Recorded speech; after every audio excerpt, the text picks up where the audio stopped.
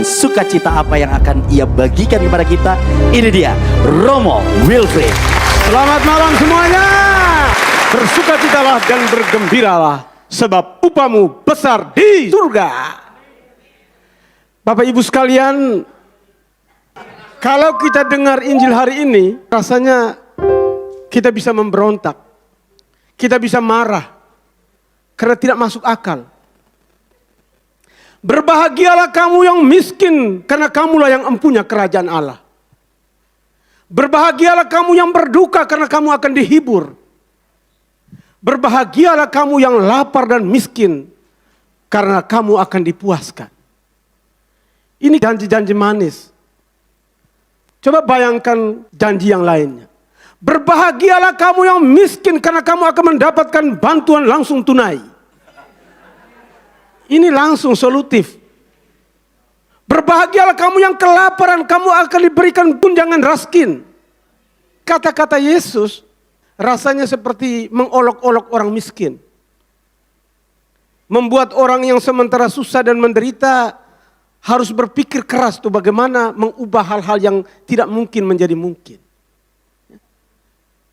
Seringkali kata-kata Yesus itu memberi janji-janji manis. Tahanlah menderita, kuatlah bersabar karena upamu besar di surga. Dan persis ini yang dikritik oleh komunisme.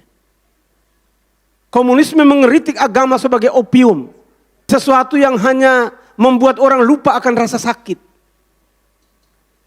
Karena itu Nietzsche, seorang filsuf ateis, bilang begini. Khotbah di bukit ada hal yang paling aneh di dunia. Dari antara hal yang tidak berguna, khotbah di bukit adalah yang paling tidak berguna. Itu Nietzsche. Dia memandang kata-kata Yesus sebagai PHP. Hanya sekedar janji-janji manis.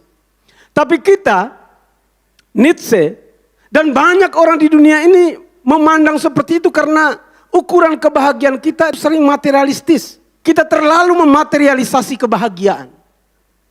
Kita merasa kita bahagia kalau kita punya segalanya. Punya mobil, punya rumah mewah, punya simpanan di bank. Karena itu kita mengejar sebanyak-banyaknya sejauh kita bisa. Dan dalam upaya mengejar itu kita bisa menghalalkan segala cara. Yang putih bisa jadi hitam, yang benar bisa jadi salah, yang lurus bisa jadi bengkok. Saudara sendiri bahkan dianggap seperti musuh. Karena kita mau merebut semua itu. Kita mau mendapatkan semua itu. Dan kadang-kadang karena kita terlalu berharap segala sesuatu yang bersifat material, kita selalu merasa tidak cukup. Kita merasa bahwa kebahagiaan tidak ada dalam diri kita. Coba bayangkan Bapak Ibu, ada petani sederhana ketika sedang mencangkul di kebunnya, lalu dia duduk sejenak, dia melihat di jalanan itu lewat kendaraan-kendaraan yang mewah. Lalu dia berpikir dalam hatinya, waduh, alangkah bahagianya kalau saya juga bisa seperti orang itu. Punya mobil, bisa berjalan ke sana kemari, tidak kerja. Dia pikir orang itu tidak punya masalah, tidak punya persoalan. Atau orang yang ada di mobil itu bisa berpikir sebaliknya. Waduh, seandainya hidup saya damai seperti petani itu. Dia bisa tenang di kebunnya. Sementara saya meskipun di atas kendaraan penuh dengan masalah. Di rumah, dalam perkawinan, dalam segala sesuatu. Saudara-saudara terkasih, kita sering mencari kebahagiaan di tempat yang salah. Kita menyangka kebahagiaan itu ada di tempat lain. Para kebahagiaan itu ada dalam diri kita sendiri. Ketika kita selalu bersama-sama dengan Tuhan. Mengejar segala sesuatu di dalam kehidupan kita setiap hari. Bapak Ibu pernah dengar seorang bernama Rockefeller. Orang terkaya di Amerika. Waktu dia ditanya, apakah Bapak menjadi sangat bahagia sekarang setelah menjadi orang terkaya di Amerika? Dia bilang, saya menjadi sangat bahagia ketika saya menjadi anak muda tanggung penjual koran di jalanan kota New York. Saat itu saya bisa tersenyum lebar. Tidur saya pulas dan malam-malam saya penuh mimpi-mimpi indah.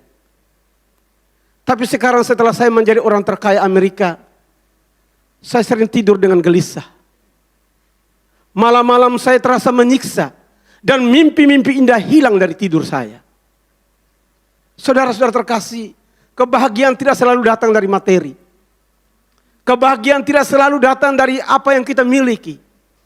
Tapi kebahagiaan datang ketika kita ada di dekat Tuhan, mengasihi Tuhan dan berbagi dengan sesama.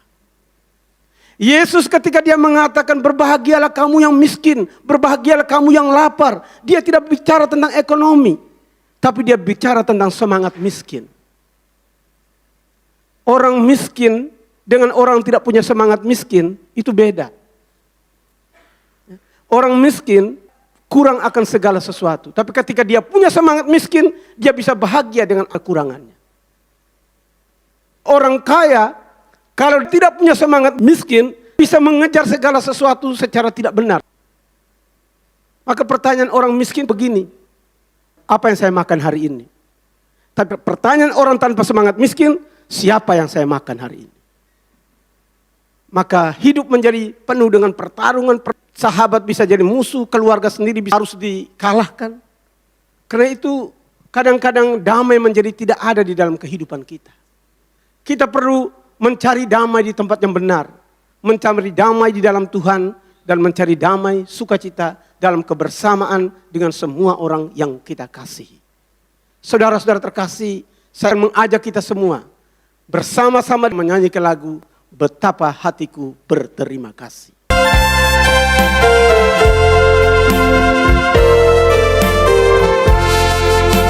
Betapa hatiku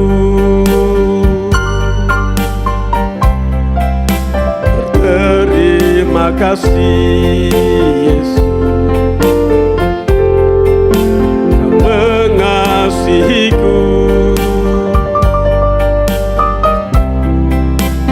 memilikiku. Hanya ini Tuhan persembahanku, segenap hidupku, jiwa dan ragaku, sebab Aku miliki harta kekayaan yang cukup berarti untuk persembahkan.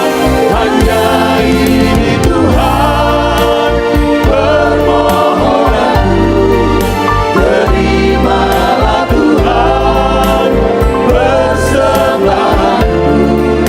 Pakailah hidupku sebagai alatku seumur hidupku.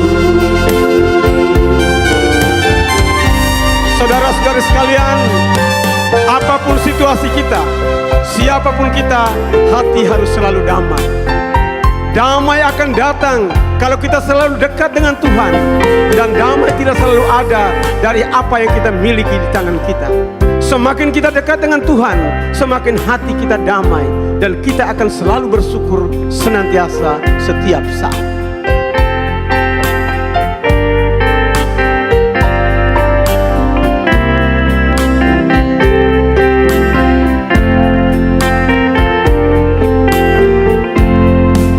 Betapa hatiku berterima kasih, Yesus, Kau mengasihiku,